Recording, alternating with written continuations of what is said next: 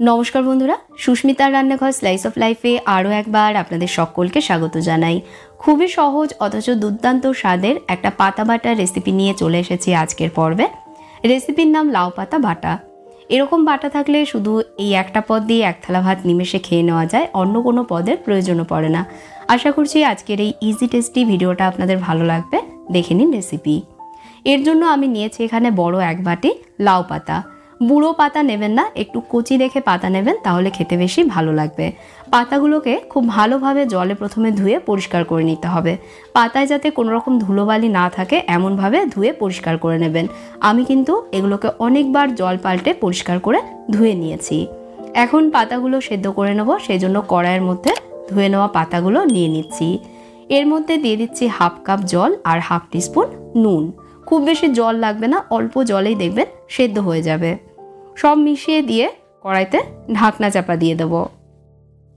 ঢাকা দিয়ে বেশি আছে এগুলোকে সেদ্ধ করে নেব। 5 মিনিট পর ঢাকনা সরাচ্ছি। পাতাগুলো দেখুন সেদ্ধ হয়ে গেছে। এবার এগুলোকে জল থেকে তুলে নিয়ে জল ঝরিয়ে নেব। একটা স্ট্রেনারের মধ্যে আমি এগুলোকে তুলে নিয়েছি। এখন এগুলোকে একটু ঠান্ডা হতে দেব। ঠান্ডা হয়ে গেলে এগুলোকে বেটে নেব। ঠান্ডা হয়ে গেছে সেজন্য আমি একটা গ্রাইন্ডার জারের মধ্যে পাতাগুলো নিয়ে এগুলোকে এবার বেটে নেব। সেদ্ধ করে নেবার পর পাতাগুলোকে কিন্তু আমি হাত দিয়ে একটু ছোট ছোট করে ছিঁড়ে নিয়েছি, যাতে বাটতে খুব বেশি অসুবিধে না হয়। এর মধ্যে দিয়ে দিচ্ছি 5 কোয়া রসুন আর 7-8টা কাঁচা পাকা লঙ্কা। যেমন ঝাল পছন্দ সেই অনুযায়ী আপনারা লঙ্কাটা এর সাথে অ্যাড করবেন। সবগুলোকে এবার একসাথে বেটে নেব। মিহি করে বাটতে হবে। বাটবার সময় প্রয়োজন মতন জল দিয়ে বেটে নেবেন, যাতে বাটাটা এরকম মিহি তৈরি হয়। এবার একটা কড়াইতে পর্যাপ্ত পরিমাণ সরষের তেল গরম করে নিচ্ছি। যে কোনো বাটাই সরষের তেলে বানালে খেতে বেশি ভালো লাগে। তেল গরম হলে এর মধ্যে দিয়ে দিলাম হাফ টিস্পুন কালো জিরে। এবার দিয়ে দেবো এর মধ্যে কুচনো একটা মাঝারি মাপের পেঁয়াজ।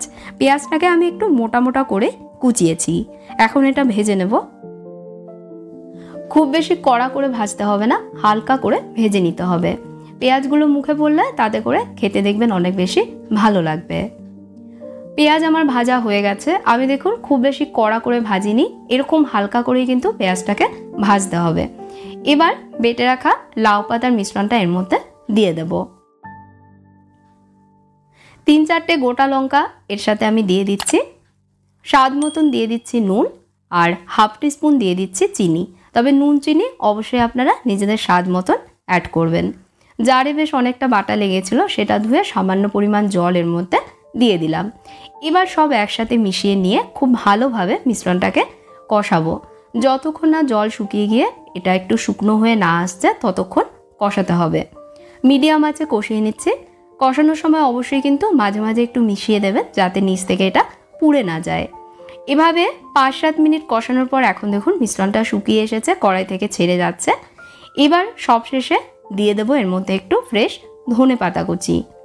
ধনে পাতা দেওয়ার পর মিশিয়ে নিয়েই এটাকে একটা পাত্রে নামিয়ে নেব।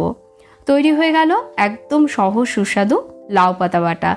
কেমন লাগলো আজকের ভিডিওটা অবশ্যই জানাবেন। ভালো লেগে থাকলে লাইক এবং শেয়ার করবেন, আর আমার চ্যানেলটাকে সাবস্ক্রাইব করতে ভুলবেন না। ফেসবুক পেজে দেখলে অবশ্যই পেজটাকে ফলো করে নেবেন। আজকের মতন বিদায় নিচ্ছি। আপনারা ভালো থাকবেন, ভালো রাখবেন। ধন্যবাদ।